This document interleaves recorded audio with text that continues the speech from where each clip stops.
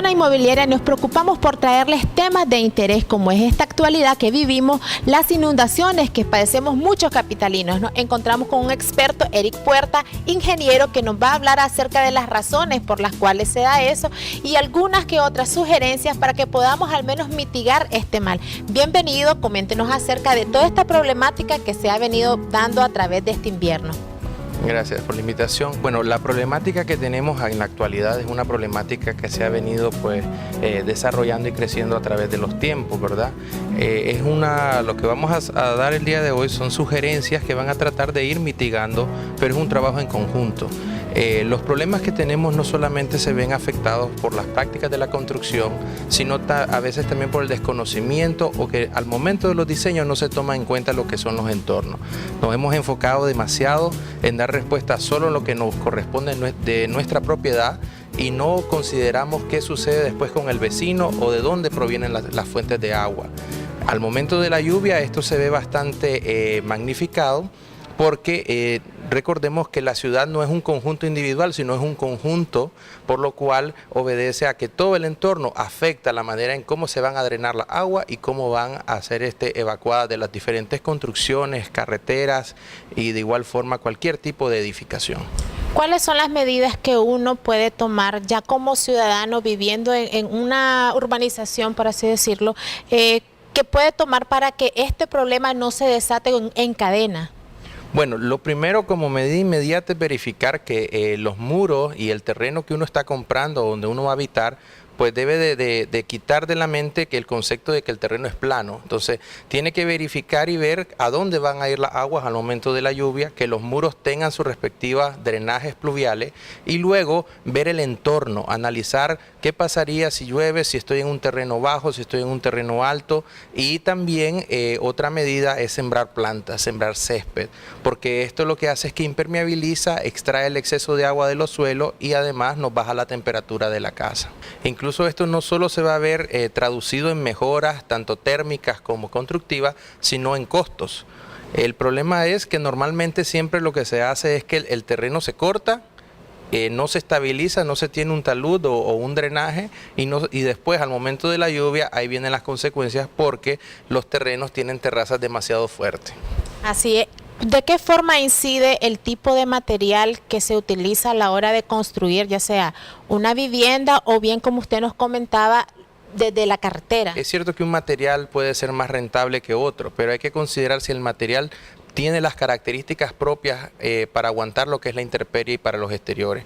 Hay materiales que se utilizan por su bajo costo, pero al momento de la lluvia son los primeros en derrumbarse, son los primeros en irse pues, o dañarse.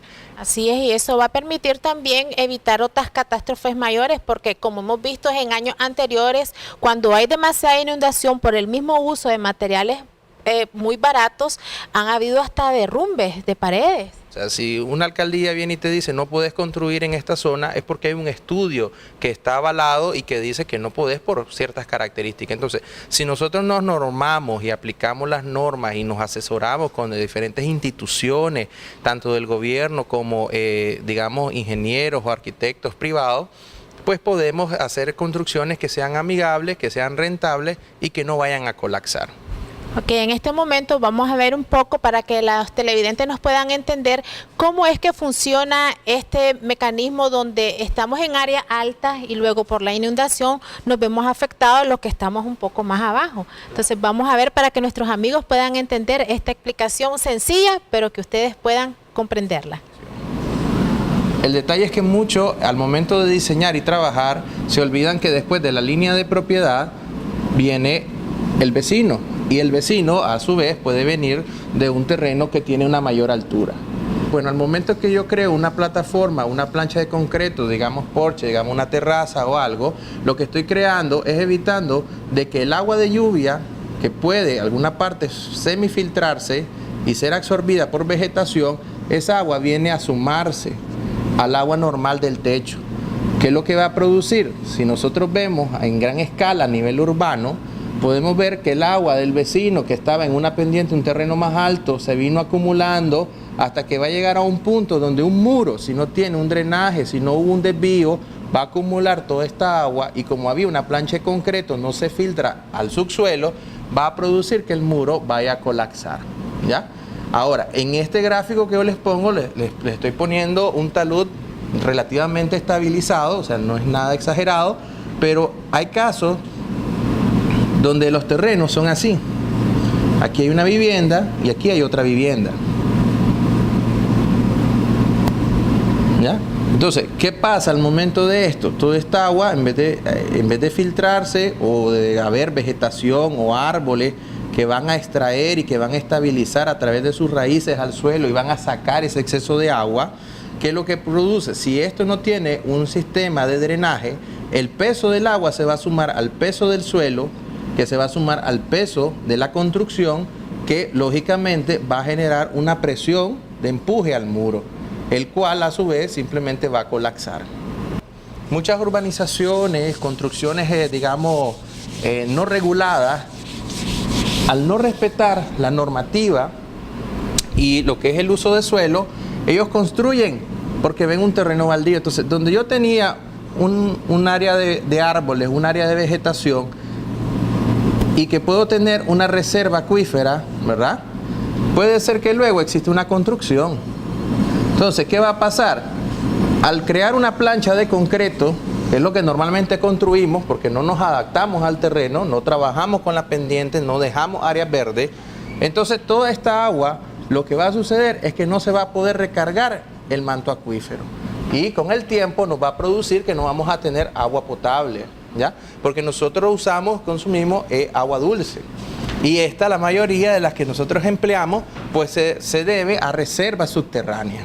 Entonces, nuestro problema no es solamente qué pasa con el exceso de lluvia, sino que tampoco dejamos que se recarguen los mantos acuíferos, rompemos las construcciones, se dañan, se desgastan, se socavan, y muchas veces porque no tomamos en cuenta el proceso del drenaje, tenemos una carretera estable, ¿verdad? Pero como el agua no encuentra el camino, ella comienza a filtrarse. Cuando comienza a filtrarse, lo que va a ir produciendo es una fisura, porque va a generar una correntilla, y vamos a ver casos como en Matagalpa, que uno va a la carretera y de pronto ve que la carretera se está abriendo. Y cuando uno se asoma en la apertura de la carretera, o sea, lógicamente toma tiempo, en la parte baja ve un río. O sea, un río, una pequeña corriente de agua, y esto se debe a que como no la drenamos en su momento de forma adecuada, esta agua comienza a desplazarse en el interior, y al momento que se desplaza comienza a socavar.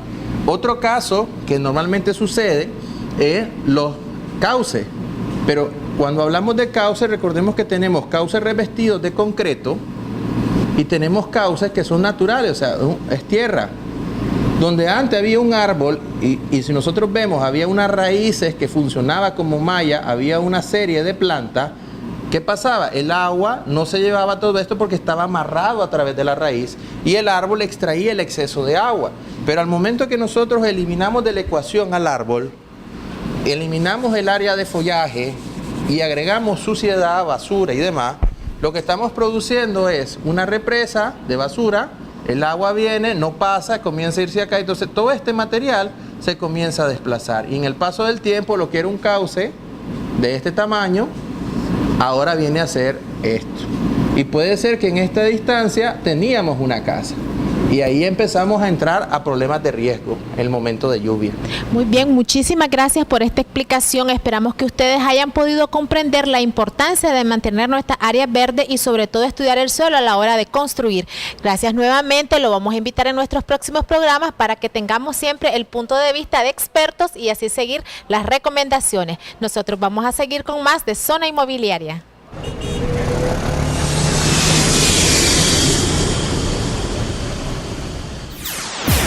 Estás viendo Zona Inmobiliaria.